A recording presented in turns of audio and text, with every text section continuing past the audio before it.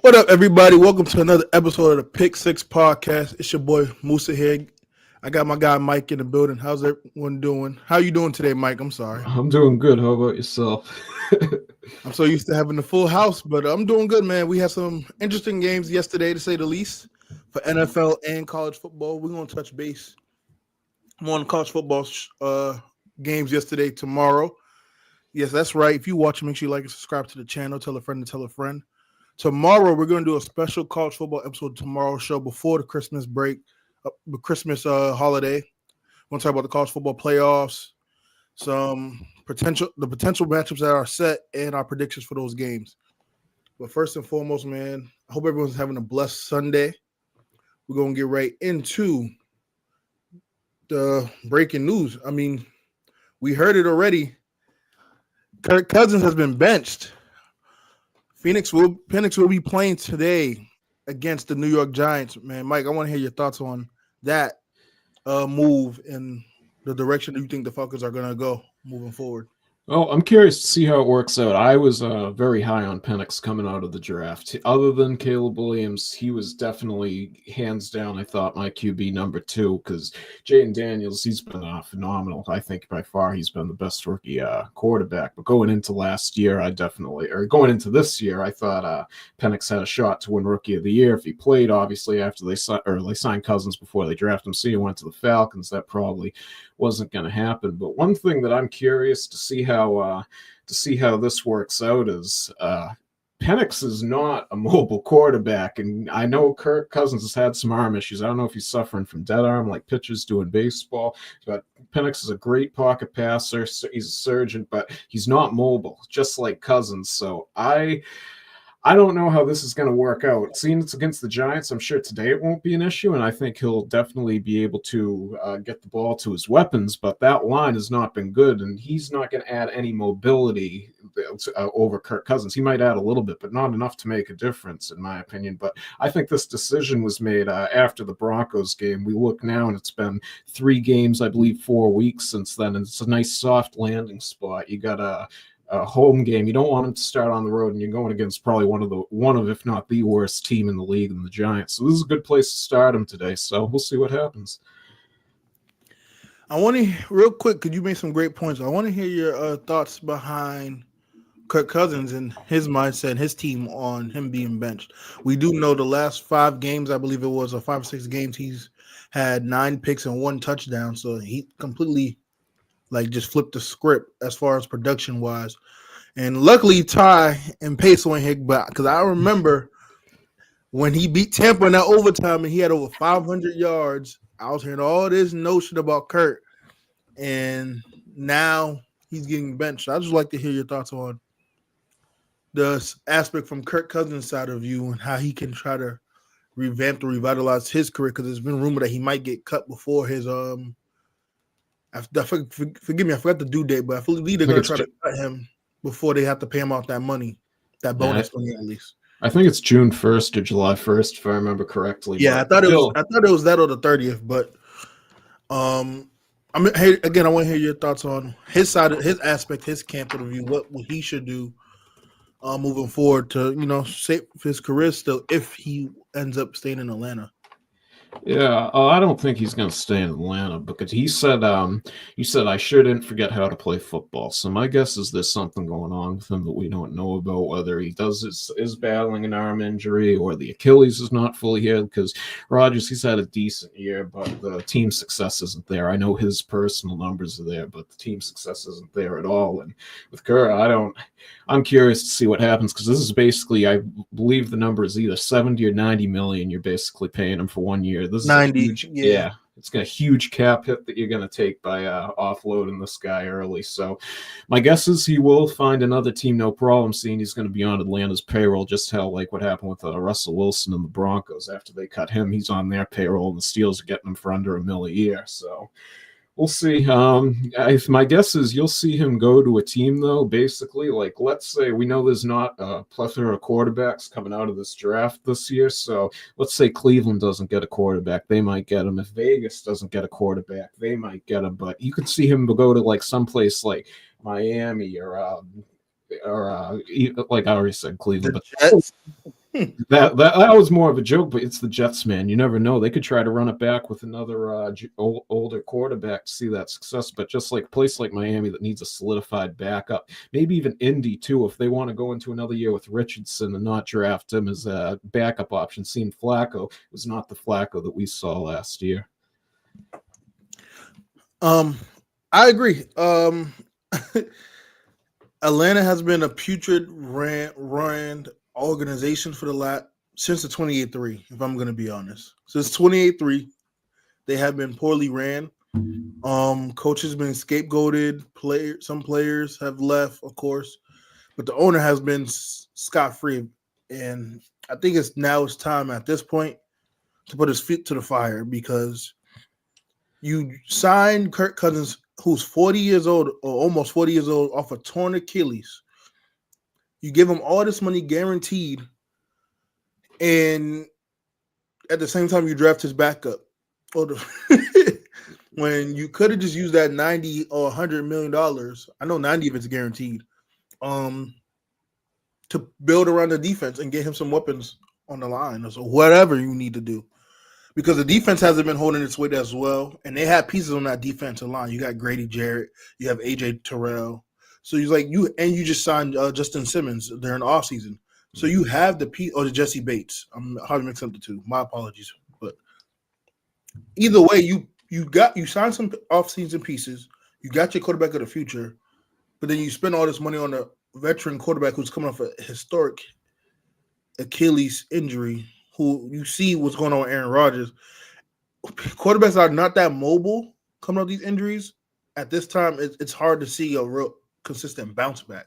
He's shown those flashes first half of the season, but he kind of digressed throughout the year, and it's just unfortunate because I think the Falcons organization as a whole can point blame everywhere. You can put some blame on Cousins. He hasn't been playing well. The Arthur, who hasn't been doing the most common sense moves, as I just mentioned, and you can look at Raheem Morris. The play calling he's been having, he's more of a defensive guy, but that's to my point. The defense hasn't been what it needed to be. Their OC hasn't been great. So it's like blame could go everywhere. But I feel like the most blame should go to Arthur, considering that you signed this man coming off an Achilles injury on top of drafting his backup in future and told him that his position was pretty much safe. You told him he was not going to get benched, yet he gets benched. So it's like it's so much dysfunction going on in that organization, and I'm happy to see Penix start. I like them coming out of Washington. I'm interested to see how they're going to play call for him against the Giants. He should be able to beat the Giants, considering that they're tanking for Cam or Shador. But Mike, I want to ask you a question before I read this comment. What happens if the Giants do win today? How does that look for Kurt?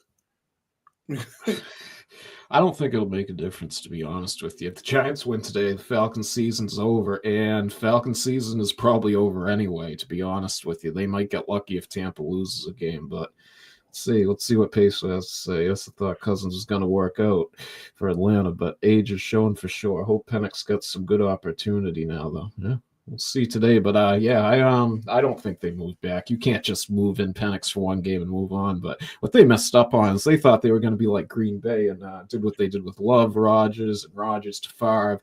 But the problem is you're going in with a guy who's 40 years old already. When they drafted Love, what was Rodgers? Probably 36, 37. Yeah. So you had a different age window there to do it. And look at Arthur Blank. The guy inducted himself into his own Ring of Honor in the halftime of the second game of the season. What a clown move! Like, who does that? Another thing that I think we're not mentioning is they also had this Division 1.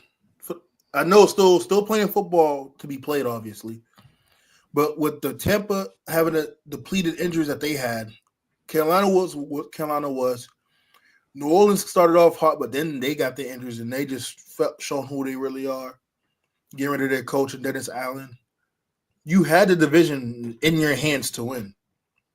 And they're just crumble. So it adds on to the point that we both made where the Falcons had high expectations. They didn't meet those expectations. And now it seems to be more dysfunction ever than before. And believe it or not, it may seem like it's not a lot of pressure on Penix, but it kind of is, because if he plays well, I'm not expecting to be great this first game, right? But let's say he plays well throughout the remainder of these games. Now they're probably going to try to dump Cousins and eat the dead money. But now it's on his shoulders to potentially win that division. Because even with him being at the helm next season, and they make moves in the offseason, they're still going to be looked at as a team to be in that NFC South, considering the Panthers are still in the rebuild. The Saints need to do rebuild. And you got the Bucks, who Godwin may not even come back because of the injury. They're probably not going to pay him. So it's a whole bunch of layers that can come out of this. But if he loses, and he probably loses, let's say, the remainder games, and he doesn't look good, do you go back to Cousins? Because then if you do that, you pretty much killed his confidence. So it's kind of it's a lot if you look at it from the grand scheme of things that's on Penix. But Mike, do you think the Falcons win today? Yes, I do. But you could see them go back, because back in Tua's first year with Ryan Fitzpatrick there, they kept flipping back and forth. But that was just Flores being a rookie head coach and not really knowing how to handle the situation, I think. And Morris is sort of in that same situation where he's not an experienced head coach. But I think I would hope that they've learned from situations like this, seen it in the past where it doesn't work out good to flip-flop between these rookies and journeyman bridge guys, because you don't want to, once you get that rookie in there, you got to stick with them at least for a year or two. I agree. And they have talent on the team, right? You had Bijan, who finally went over 1,000 rushing yards this season. Drake London, who had a good start to begin the season, but kind of been inconsistent throughout the scheme of the offense and things of that nature. Darnell Moody's probably been their most consistent, best receiver when he's on the field with that connection he had with Kurt. And then you still have Kyle Pitts. And the O-line's not that bad. It's not the best O-line in the league, but it's not the worst. And this is what you got to show for it. But do you think we need to start having those talks about Kyle Pitts? Because he came out of college as one of those tight ends that we could have thought would have been one of those elite tight ends by now in his career. We know the context and within that whole frame of him being in the league with the quarterbacks and stuff, but now it's kind of like he's just one of those guys in the offense. Do you think he still has a chance to be one of the best tight ends in this league? Because you see with Brock Bowers, he's already coming in as one of the top 3 tight ends, if not 5 at the minimum in the league.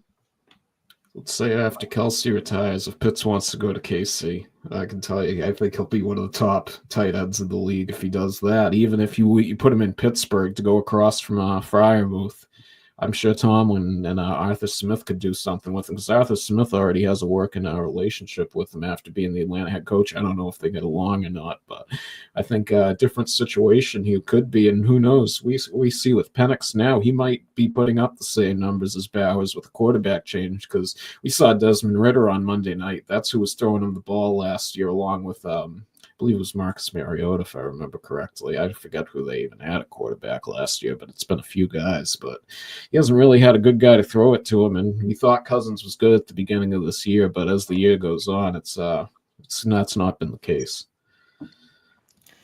Who drafted Desmond Ridder again? Falcons did, right? I don't know. Yes, I would be lying if I said I knew. Okay. They did. They absolutely did. And that's the other point that I was making with Arthur just making some poorest decisions throughout the last 5 or 6 years. And then you trade for Matthew Judon and expected him to turn water into wine. That wasn't going to be the case either. There's so much they need to clean up if they want to be a legit contender, because they actually can be a Super Bowl contender team if they get the quarterback right and continue to fill in the defense, because they got the weapons on the offense. So Peso has another comment. He said, it's the system. Kyle Pitts in Kansas City will flourish. I mean, if you want to turn water into wine, that's the perfect place to go. I'm just saying. I agree. I think him in Kansas City would be great. I didn't think of that. If I'm being honest and I'm being biased, I love him in New England. Because he don't got to be a tight end. You don't got to put him at tight end. You could put but use him like Gesicki. Yeah. But I don't think that will happen anyway. Kansas City would be a good option. What about him on the Chargers? Kyle Pitts on the Chargers. The way they run the offense, you got Lad McConkey there. Hopefully they sign Deontay Johnson, which we're going to transition right into, actually. I would love to see that fit in the future. So, yes, Deontay Johnson was released by the Baltimore Ravens. It's been an unfortunate time there with him in Baltimore. Whatever was going on behind the scenes, whether it was on him or the organization, coaching, whatever it may be, their tenure together is no longer. It's unfortunate because I loved that trade when it was announced. Mike, I know you had your thoughts, and I'm going to let you take it away in a moment, but I just thought they could have used him better for whatever reason, whether it was times where he didn't want to get in, targets when he did get wasn't accurate, whatever the case may be. I feel like they should be able to work this out. But it seems to me that they're comfortable with what Bateman's been doing this year and Flowers finally going over 1,000 receiving yards for the first time in his career. With the way Lamar's been throwing the ball, I feel like they just said, you know what, we're going to roll the dice and go with who we already had prior to the deadline trade. So it's rumored that Deontay Johnson's potential landing spot could be the Chiefs or the Chargers. So, Mike, I would love to hear your thoughts on where he potentially can go and your thoughts on him being released by the Ravens. Well, I said at the time they should have got a kicker or someone who can play defensive back. I know they're all healthy on defense right now, but I've heard some rumblings that people have been saying that Baltimore's got the defensive secondary fixed. These are the last three teams they've played.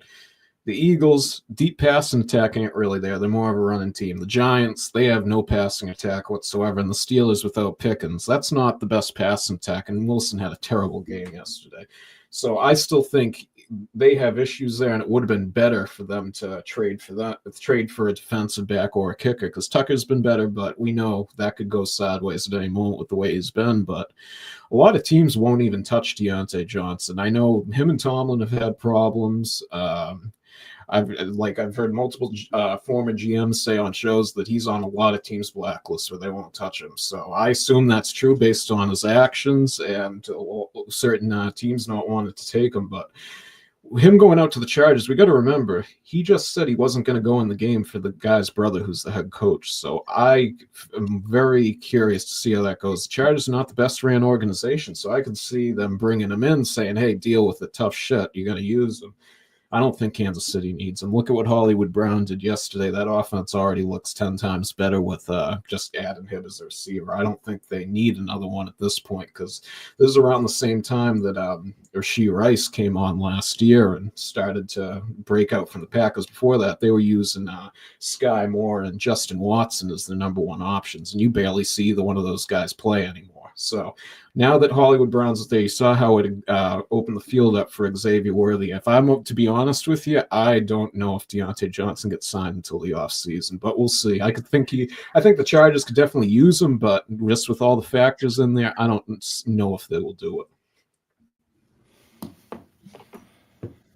Yes. I understand the whole concept with, you have the Harbaugh brothers and how things turned out in Baltimore with Deontay and John. But I think that's your relationship with one person, I don't think will dictate, at least in this situation, dictate the others.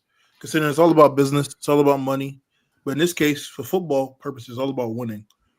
And right now, you need another receiver alongside Ladd who can constantly give you a threat on the defense. And I think Deontay can provide that.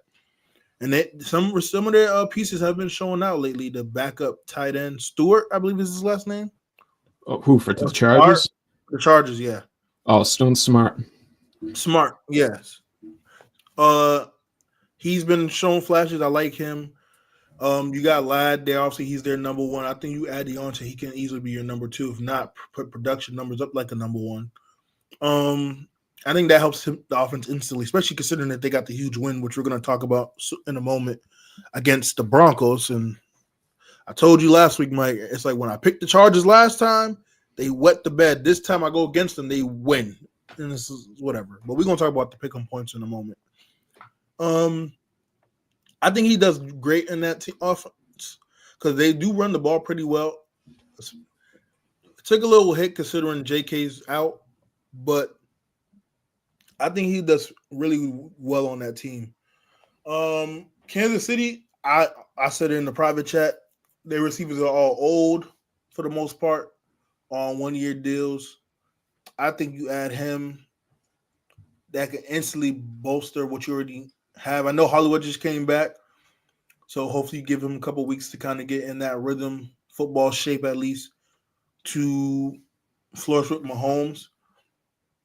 But I heard Juju's name. I'm like, Juju ain't, no. And I like Juju on that team because he already knows the system. He's going to be big for them, I feel like, in the playoffs at some point. But I just feel like adding someone that can create some separation and be consistent, I would have loved that. But they don't really need Deontay. I think a team that can really use him, if he was to sign a team that we haven't mentioned, I haven't heard much rumors regarding him going there.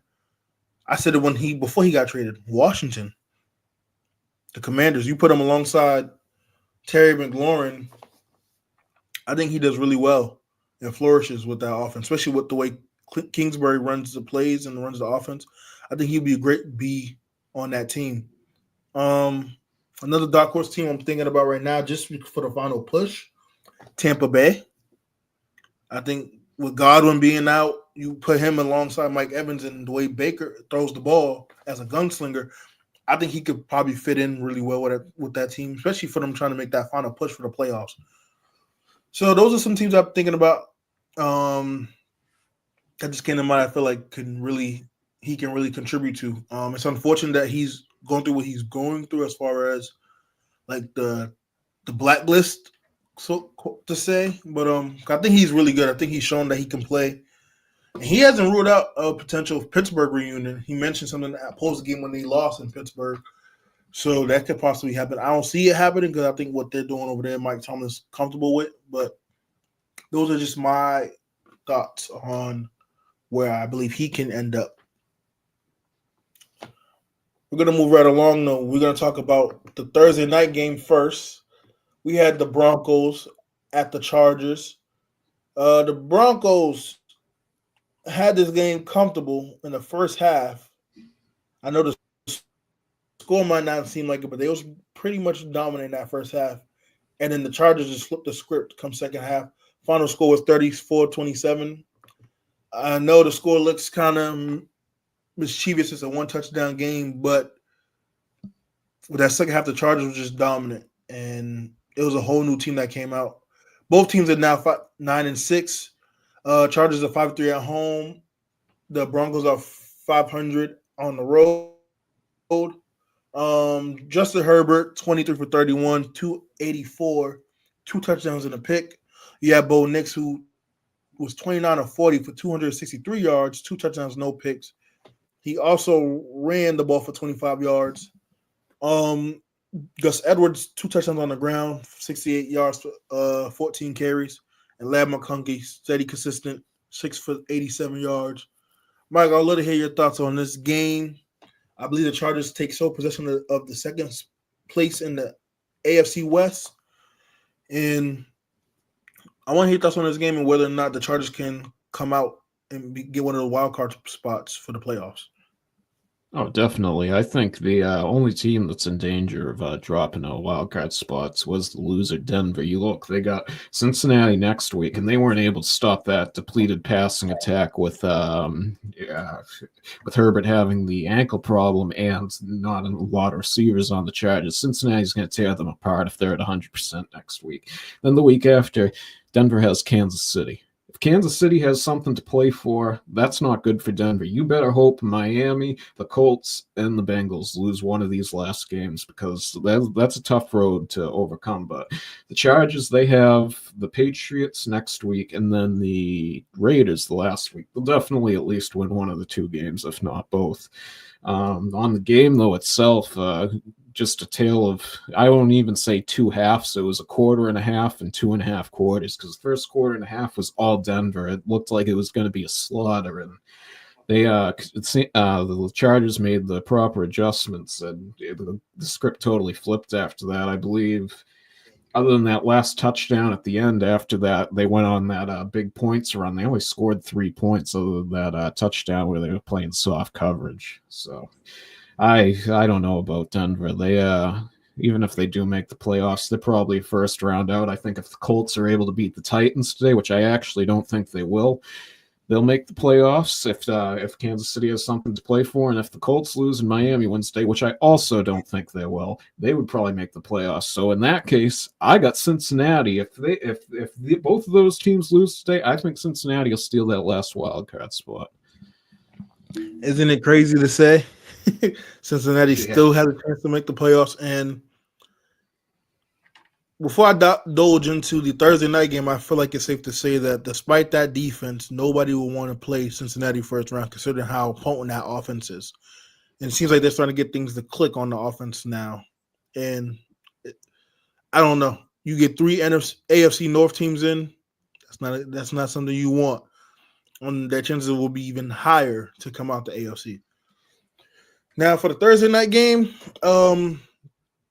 like I said, if you watch last episode on the Pick'ems, I had the Broncos winning because I felt like the Chargers were just going to wet the bed, and I didn't think they was going to put up enough points because they do get up and down the field. They just don't finish the job off with the points as of late. And I mentioned the one way the Chargers would win this game is they can convert those things where they're getting into red zone possessions and they put points up. And that's like what they did, and they end up winning the game in the second half. This game was a tale of two halves. The Broncos looked really good in the first half. They had some wet spots, obviously. But all in all, I thought they was going to be comfortable enough to win that game. Bo Nix looked really, really good. I know he had the fumble loss, but he played really well in that first half especially. And the Chargers looked like they didn't want to be there. It seemed like it was just a typical short week preparation Chargers team, or any team that has a Thursday night game that comes out flat. And then the second half starts, and they look like a completely different team. Herbert turned it on. The defense started getting stops, and I want to give credit to the coaching staff and the players. They made some really great adjustments in that second half, and they was able to steal that game. A crucial game at that, for not only the division sake, even though we know they're not going to win the division, but it's important, like we mentioned, to get that second seed in that division, second spot in the division to get that wild card spot. As you mentioned, the remaining games for both teams, including the Bengals, I think the Chargers do win at least the last 2 of the 3 games. Well, 2 because they just played Thursday. And I think they get the final playoff spot. The Bengals has a puncher's chance, but it's a lot that has to go right for them. As you mentioned, teams got to lose out. They have to win out, of course. I could see them winning out. I just don't see all those teams all losing at the time where they need it to be so they can get in. So with that being said, I think the Bengals just missed the playoffs.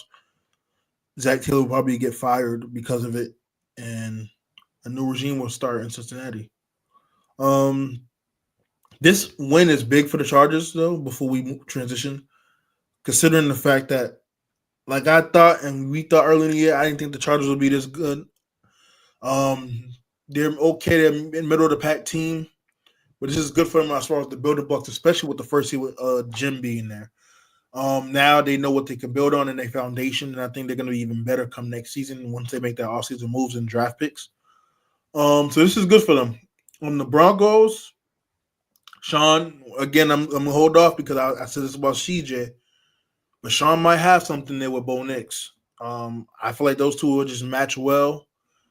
Sean could be who he is, and Bo can reciprocate that and do the same as far as just the competitiveness on the field, yelling at each other, whatever it is that they need to do to be on the same page. They have a defense, so as long as they can maximize what they need on the offense to match that defense, they have a chance moving forward into the offseason. But like I said, I'm gonna hold off because after your first year, teams start knowing how to scheme against you after they got tape, as you've seen with CJ Stroud this year, and now the real fun begins. Now let's see how you can play off the schemes that's being ran off you. So, but I love what I've seen from both teams, young teams, on the come up. Hopefully, they can make some noise in that AFC West because you got the Raiders soonly in a year or two, probably making some moves and start being more competitive once they get their quarterback in the draft, whether it's Shador or Cam Ward. So, I'm excited to see that. We're gonna move right along to yesterday's games. We had the Steelers and the Ravens, and then we had the Chiefs. We had the Chiefs going up against the Texans. Prayers goes out. We're gonna start with the Kansas City Houston game. Prayers go out to Tank Dell and his family. If you watch the game, we're not gonna show the clip. Obviously, it was a pretty bad, nasty injury that happened on that touchdown play to Stroud and Tank Dell. It's been reported that he has a dislocated knee. So he's most likely out for the remaining of the season. Hasn't been reported as of yet, but when the report came out, they didn't do surgery at the moment. They was holding off for whatever reason. But it just sucks because he was just trying to get his rhythm back after the shooting that happened in the offseason, plus the injury he had with the fibula. And now to have this, it's like, out of all people, why does it have to be him to constantly go through this? It's been a long year and some change for him as far as all the current events that he had dealt with the injuries and the club situation with the shooting. And I want to send my praise out to him because it's a mental hurdle he has to really go through now. And just want him to know, I know his teammates is with him. We're with him here on the Pick6 show. With that being said, the Chiefs did what they always do. They take care of business at home. For a team that hasn't scored over 31 points all but once to be where they're at is kind of a scary notion. The defense has been carrying them a lot for majority of this season, and it's only a matter of time before that offense starts to have one of those offensive like games. So I would love to hear your thoughts, Mike, on this game, and where should the Texans and Chiefs go from here? I know it sucks that Tank Dell got injured again, but we should honestly be happy for what the injury was. If that's the fibula again, or the tibia, I forgot which one he broke. If that was that again, his career is probably over. And I know it looks gruesome, but it's a bone injury and not a ACL or an MCL. So even though it looks bad, it's probably something he can come back quicker from. So it's not as bad as it could be. I know you said CJ Stroud, the second year stuff. Like from watching the Texans the past 2 weeks, with the Dolphins last week, where the Dolphins beat themselves. They should have beat the Texans. That was just a terrible game by two and a terrible coaching job. The play calling for the Texans is putrid. It's run, pass every time. And that offensive line is terrible. CJ's still playing pretty good. It's just once I've seen receivers blowing tires, so the ball that looks like it's terrible pass and all this other stuff. I don't think CJ's regressing as much as people think he is. I think that's more an indictment on their offensive line and the play calling. But I agree.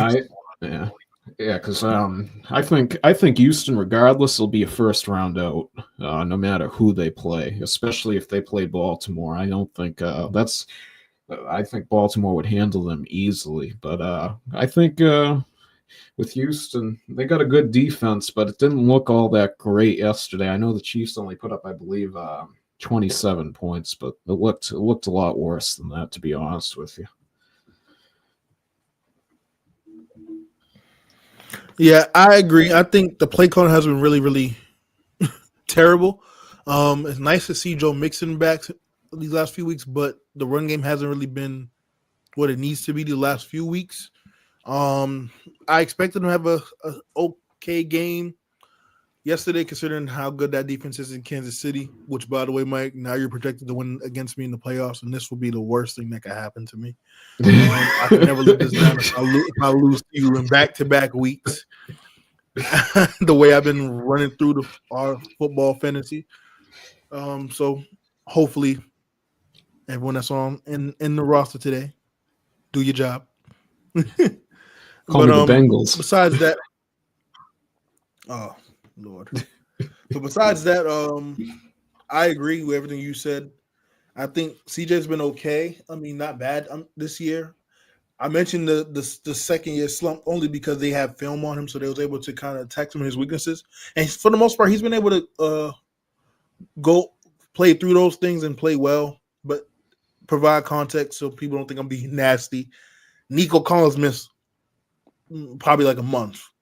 Tank Dell was coming off an injury. Mixon missed time. Stephon out early in the season for the rest of the year. So he has been having some people in and out the lineups. So I don't want people thinking I'm being nasty. The defense has been their calling cards for most of the year. They had some rough patches, but for the most part, they've been the most consistent part of the team.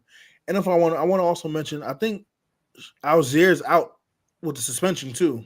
Yeah, I think he comes back next game. I think it wasn't only 2 games, or was it 4? I forget. I thought it was 3.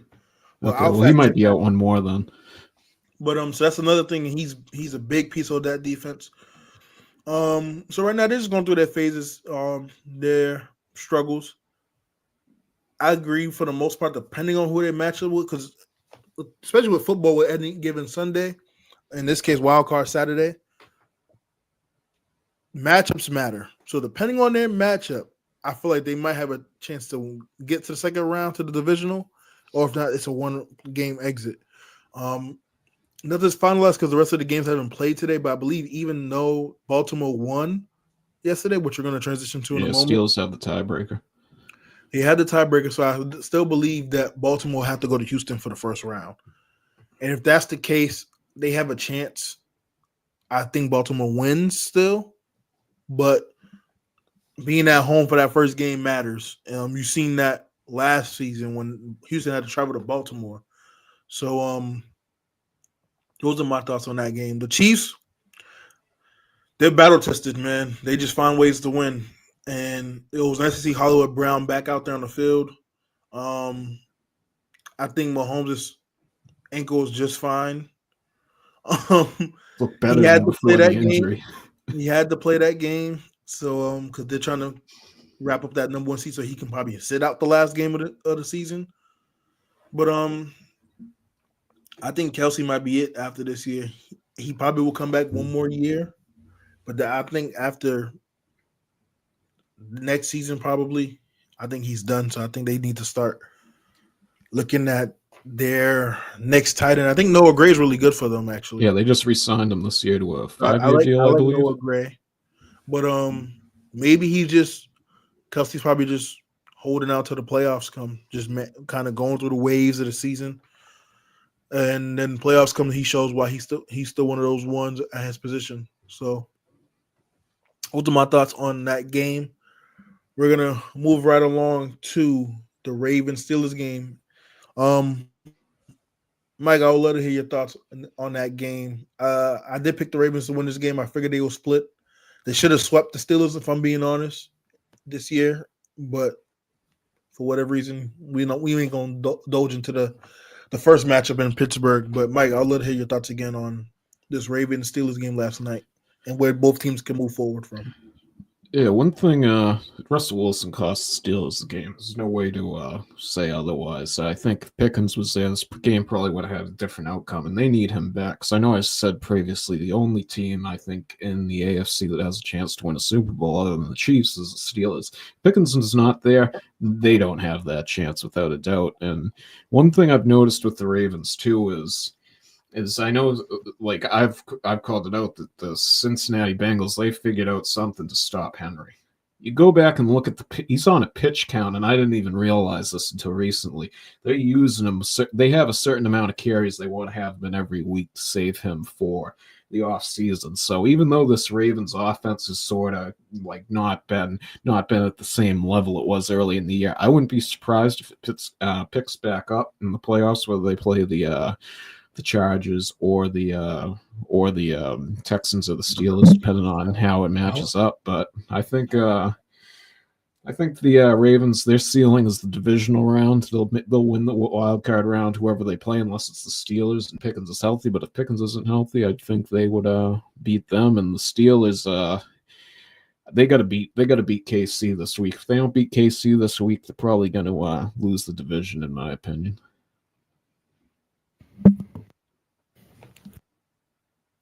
Yeah, I agree.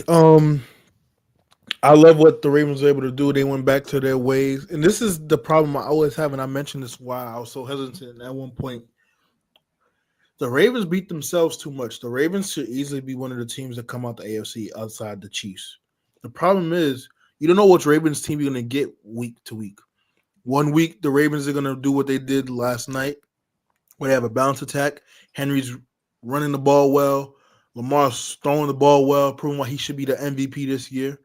But and then you have weeks where Henry only gets 12 to 14 carries. Doesn't really touch it the second half. Receivers are dropping passes. Lamar's missing easy reads, and the defense is looking putrid. The defense last night looked really good. Although we know Pickens wasn't there, this is the type of Baltimore defense we are accustomed to seeing, or at least see flashes of. And we haven't gotten that consistently throughout the season, which is why a lot of people have pushback outside of me, because I'm probably more biased because I'm a Lamar guy, and I love Derrick Henry's game also, and I want to see them win. But I have to be unbiased and realistic. The too much inconsistencies is what's going to hurt them in the long run if they don't get it together. Lamar said something really, really important to me during the post-game interview with Tom Brady. He said the season is just now beginning. And I love that mindset, because if you bring that mindset to the locker room and the locker room buys in on that, it's like, all right, forget about what we're doing now. Let's focus on the games ahead of us. And this is what we came here to play for. This is what we did all the offseason training and training camp for. But this is the moment now and moving forward. Let's lock in. Let's play Baltimore Ravens football, and let's get to the dance. And I love that mindset from your quarterback, and I believe everyone else is buying into that. Now I just got to prove it on the field. I love what they did with Russell Wilson. I think they was able to get him off his reads early, which led to them get him off his balance, him throwing off back foots a couple times. One of those resulted in a pick by Humphries early in the game. I'm not surprised by this with them splitting. Like I said earlier, I believe they should have beat them in a sweep. But it doesn't surprise me, because when you play someone so much in the division, especially these two teams, it's only so much film you got to watch before you know signals and things of that nature.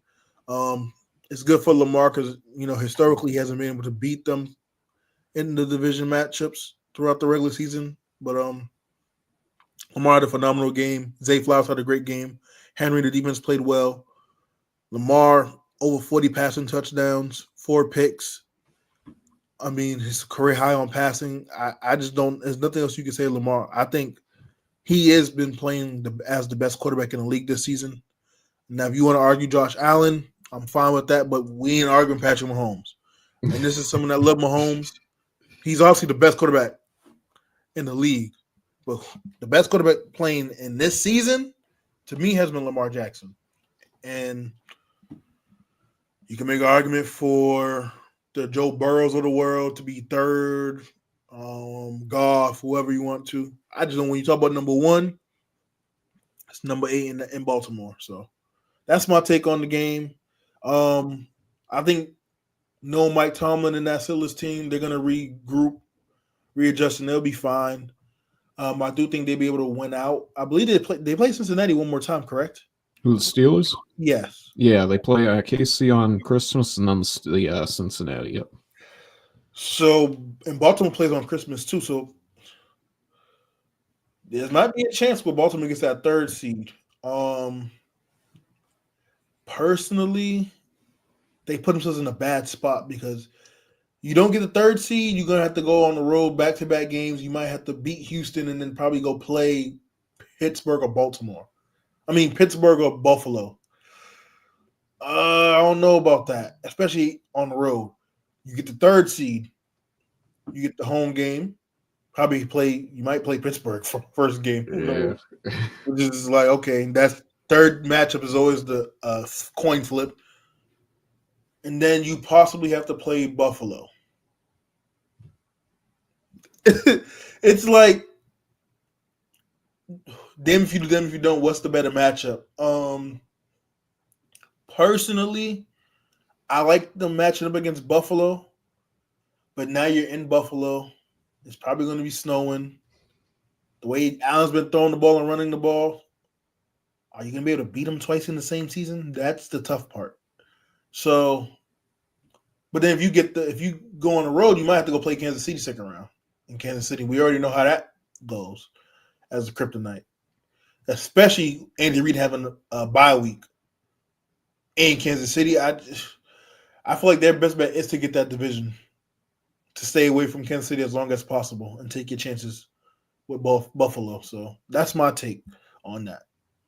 I think the 5th. I'm not gonna lie, bro. I think the 5th seed's a better option for them. If I was them, screw winning the division, man. I'll take Houston first round and take my chances after. Why is that? Because I think they're going to steamroll you. I don't know about this week, but if it comes down to the playoffs, I think they steamroll Houston. Let's say there's an upset second round. You're playing. I would rather play Buffalo than KC. Buffalo's defense is terrible right now. They're lucky to hold teams under 50 points. So if you can stop that offense, which is really tough, you're going to beat Buffalo. And we see Buffalo choke every year in the playoffs. So if I'm them, I really question winning this division if I want to. Fair point. We're going to move right along. Mike, I think we're going to get right into our power rankings for this week. It's week 16. We've been consistent with this. I'm going to just quickly go through, share my screen, the power rankings we had throughout the quarter of the years. Quarter of the seasons. We did week 4, week 8, week 12, and here we are, week 16. And I probably think we'll do our final power rankings for this season at the end of the season. But real quick, I'm going to share my screen. Make sure that's good to go.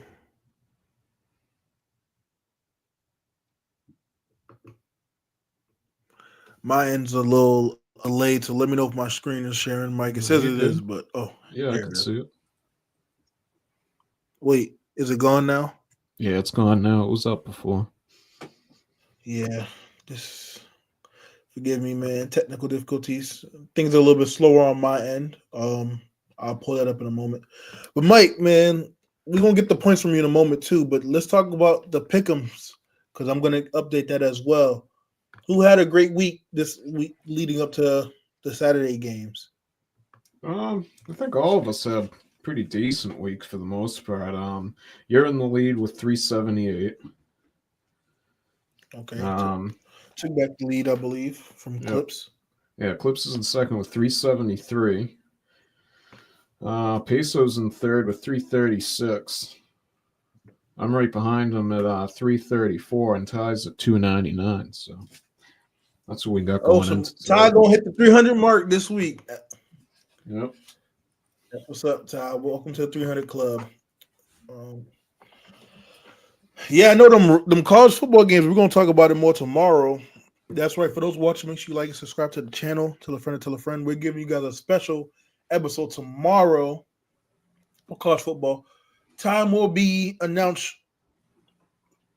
shortly. Debating if we want to do a regular 6 o'clock time. We might do a little earlier for you guys, but to be determined for the time. But it will be happening tomorrow. We're going to cover all the college football playoff games that came up, our predictions. We might have a few transfer portals for you guys. And we might do some blind rankings for you guys for college football players all time. So stay in tune for that. We got some great content coming up for you guys. As this year ends soon, we got some great things coming up for you guys in the new year. So stay tuned for that. But yeah, I finally got this up. I'm going to share my screen again, and we're going to get right into it. Yeah, if anyone watched one college football playoff game this weekend, you watched them all. They were all the same. Yeah, I mean, I didn't expect Tennessee to be the worst team to play yesterday, and I know the score might not say so because the end of the game, but realistically, that 17 points is not. No, they shouldn't have I got a had theory. 17 points. I got a theory with SMU, I Ohio think, State. had a better chance considering better than. I feel like SMU played better than Tennessee considering the fact I think SMU played more startled than anything, especially Kevin Jennings. But we're gonna touch more about that tomorrow. Yeah, tomorrow for sure. So real quick, let me just get the points up. And like I said, for those watching, bear with me. On my end, it's a little bit more slow and lag, so just gotta be a little bit patient with me. So this is college football. Is what, week 18 now because of the playoff. We'll just do bowl Probably season or playoffs. We can do either one. Yeah. Well, I'll leave it for now. Actually, it's 17 technically. All right, Mike. You said you had how much? I got 334. 334. This thing here is acting crazy. There we go. Yeah, you're definitely noticeably lagging more now that this is up. Yeah, man, this is ridiculous. I don't. Clips is what? 373. Tie 299. Yep. Peso 336.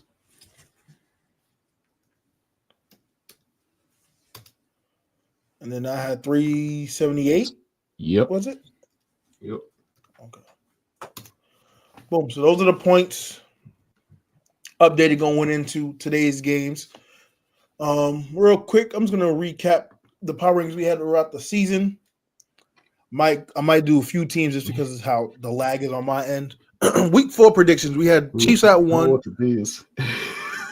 Bills at 2, the Vikings was 3, Lions was 4, Jets was at 5, Packers was 6, Texans was 7. We had the Steelers 8, Seahawks 9, Ravens at 10, Bucks, Saints, Falcons, Commanders, Eagles, Niners, Cowboys, Chargers, Cardinals. Round out the next bunch. Then we had the Rams, Colts, Bears, Browns, Dolphins, Broncos, Bengals, Raiders, Giants, Pats, Panthers, and Jaguars, Titans. To round out the bottom half of the week 4 power rankings is what we had. So that's week 4 for those watching. Then we had week 8, quarter 2. We had Chiefs at 1, Lions 2, Ravens 3, Commanders 4, Bills, Vikings, Steelers, Packers, Texans, Eagles. Next, we had the Bears, Falcons, Seahawks, Bengals, Bucks, Rams. Followed by the Broncos, Cardinals, Cowboys, 49ers, Colts, Chargers, Jets, Giants, Saints, Jaguars. Lastly, Titans, Dolphins, Raiders, Browns, Patriots, Panthers to round off the bottom half of the week 4 power rankings. And the last power rankings we had was week 12. We had the Lions at 1, Chiefs at 2, Bills at 3, Eagles at 4, Steelers at 5, Ravens at 6, Vikings, Chargers, Commanders, Packers, which I feel like was a little too low, but that will change. Texans, Cardinals, Broncos, Rams, Seahawks. Next, we had the Bucks, Niners, Falcons, Dolphins, Bengals, Colts, Bears, Saints, Browns. And then the last grouping, we had Cowboys, Patriots, Panthers, Jets, Titans, Raiders, Giants, Jags to round it off. Now, that was it for our power rankings for the week 12. Week 16 is here. Now, Week 8 wasn't too bad, bro. Those are actually pretty accurate, to be honest with you, looking back. Yeah, I agree. Now, Mike, we can save this for tomorrow's show. I know tomorrow's mostly going to be college football, but I know Ty and I believe Pace will be on tomorrow. We can save this for tomorrow, and we can get right into our pick'ems for the week. But I feel like we should do that. I think that way we have more versatility on the list. We'll save this for tomorrow and get into our pick'ems. How's that sound? I'm cool with whatever you want to do, man. I'm fine with that. All right, so we're going to say that for tomorrow. Just tune in tomorrow. We're going to do our NFL power rankings for tomorrow before we get into all the fun college football stuff. But without further ado, man, the best segment of the show is our pick'ems. And we're going to get right into those in just a moment. Mike, you could take it away. All right. First game we're gonna do is Lions at the Bears. Lions are -7. Clips, Peso, and myself have the Lions straight up. Ty has the Lions -7. I'm gonna go Lions straight up. Last year, Detroit had a lot of trouble in Chicago, but I don't think that'll be the case this year. Chicago hasn't won on U.S. soil since October, so we'll see. Next game we got is Browns at the Bengals. The Bengals are -9. Peso has the Bengals -9. Myself, Ty, and Clips have the Bengals straight up. DTR is starting today for the Browns. I have Bengals straight up. Right. Don't be surprised if we see Winston halftime, though, if this goes south, which I think will happen. Next game we got is Eagles at Commanders. Eagles are -3.5. Ty, Peso, and Clips all have the Commanders +3.5. I got the Eagles straight up. I think they can easily cover the spread, too. I'm going to be consistent because I said it last week, I believe, and a few weeks ago. I think they split, so I'm going to go Commanders straight up. Although, I think the Eagles are going to win this game. But I'm going Commanders straight up. I thank y'all for the free points. But next game we got is the Rams at the Jets. The Rams are -3. Ty and Peso have the Rams -3, and myself and Clips have the Rams straight up. Matthew Stafford has not been a good quarterback in weather conditions, just a warning. Rams at the Jets. I'm still going to take the Rams straight up. I agree. All right, next game, we got the debut of Michael Penix. Giants at the Falcons, -8.5. I believe Drew Lock is back this week, which is stupid that they're not giving Tim Boyle a chance. That's who I thought Miami should have been throwing at quarterback, too, when they had going through Thompson and Huntley, and they cut him. It shows the IQ of the organization sometimes. But myself, Ty, Peso, and Clips all have Atlanta straight up.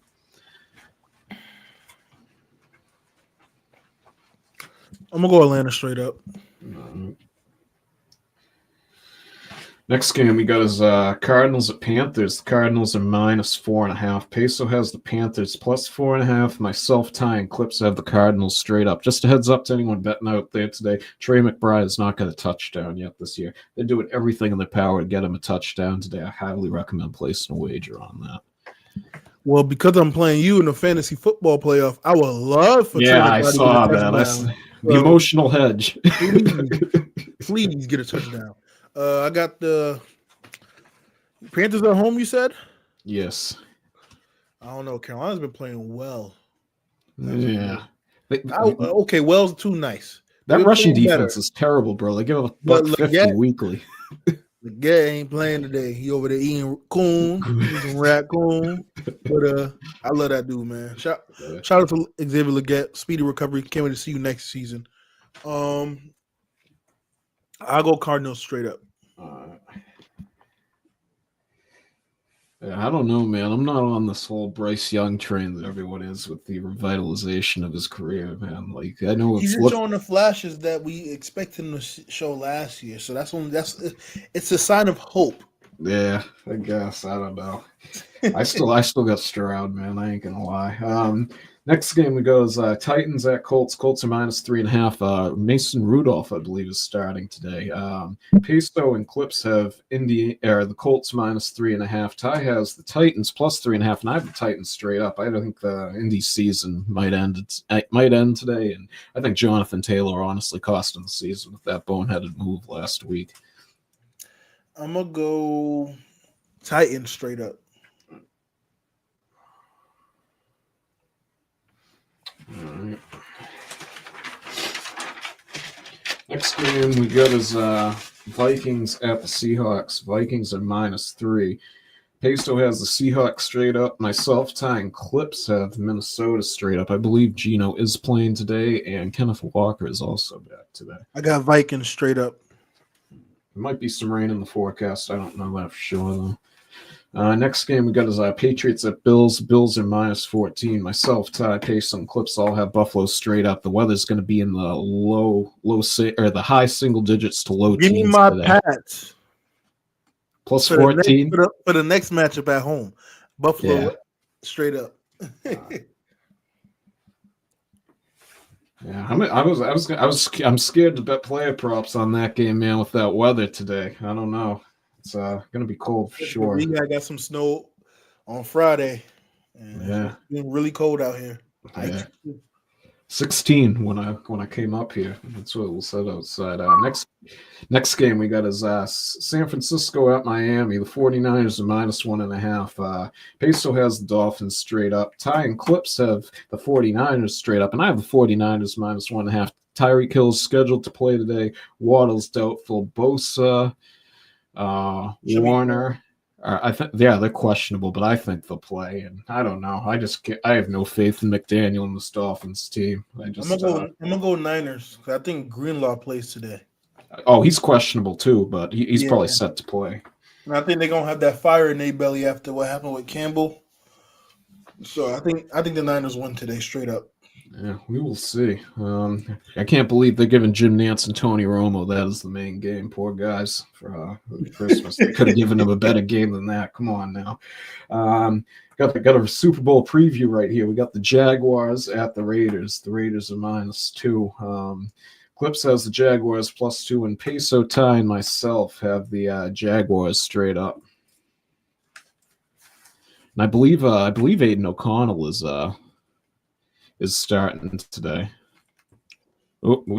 There's Musa. Okay, I was gonna say. No, I had to put myself backstage because I didn't want to be a part of that moment. You said Super Bowl preview. I was joking, bro. It's obviously not a Super Bowl preview. Come on now. And I'd rather watch the bowl games from yesterday. Remind me again, because that threw me off. Who's home again? Is it the Raiders? Yeah, the Raiders are -2 at home. I believe O'Connell's going to start. He looked fine last week. I know he didn't play, but in warm-ups he looked fine. I don't know why he didn't play. I'm going to go Jaguars. Yeah. I'm going to go Jags. I think the Raiders want Shadir. So. Yeah. Well, we'll see. I was going to say, interesting thing I'm thinking, if they do decide to not draft a quarterback at all, how would you feel about them getting Sam Darnold if he doesn't cost too much money? Why get him when you can go get Kurt? Yeah, right. Hey, if you're getting him for 1 year on Atlanta's paycheck and you can't draft a quarterback, that's actually not a bad option. So we'll see what happens. It'll be interesting to see what goes down in the spring. But next game we got is the Sunday night game, which is, I don't know how this team made it to primetime once again, being the Cowboys. The Bucks are -4. Yeah, the Bucks are -4 at the Cowboys. Clip says the Cowboys straight up, or as he's texted me, the Cowgirls. And myself, Ty, and Peso have the Bucks straight up. I'm going Buccaneers. Yeah, I don't know why he picked the. I'm not mad at that pick because the defense. Micah's been on a mission. I mean, I don't think they're gonna make the playoffs anyway, but they've been playing better defensively. That's true. Next game, another putrid primetime game. The Saints at the Packers. The Packers are -14. Green Bay straight up. We ain't got to waste time. Yeah. Peso got Green Bay -14, and then the rest of us have Green Bay straight up. Put a little bit of love in your heart. I'm trying to tell y'all boys, man, Green Bay. Green Bay, they still could come out the NFC. Yeah, they could. I get one thing right this year for football. I almost had y'all with the Commanders till that rib injury. Doesn't matter. They still overperformed. You still got that in your back pocket, bro. It don't matter if they don't tomato. Fair enough. All right, we're going on to the Christmas Day game scene. This is the last NFL episode until next week. Got the Chiefs at the Steelers. Chiefs are -2.5. Clips and myself have the Chiefs straight up in tie, and Peso have the Chiefs -2.5. Chiefs straight up. The other Christmas game, we got Ravens at the Texans. Ravens are -3.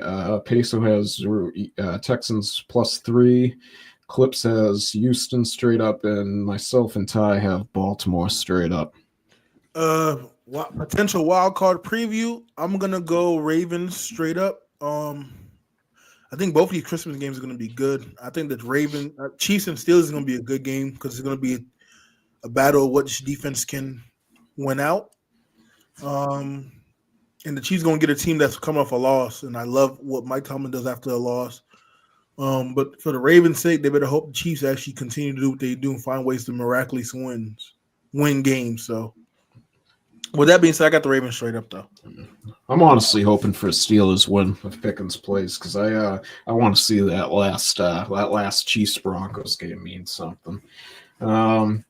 Next game we got is the Thursday night game. If you want to get before these games kick off, before 1 o'clock, if you want to bet this, I think this is just a total wrong number on the look-ahead line. You got the Seahawks at the Bears. Seahawks are only -1.5.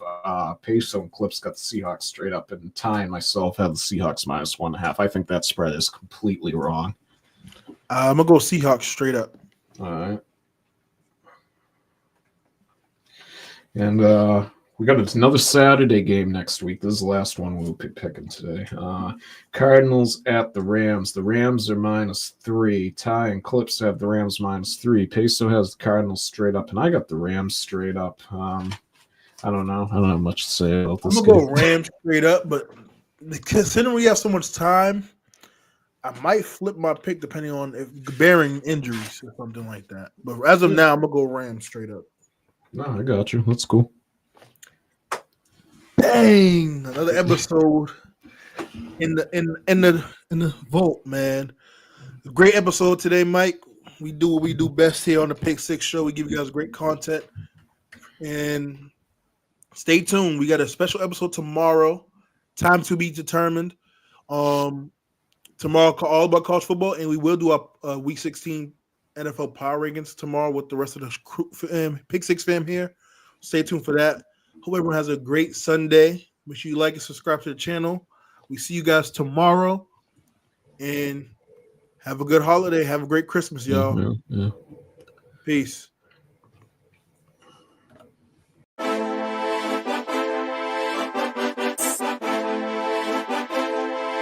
Great.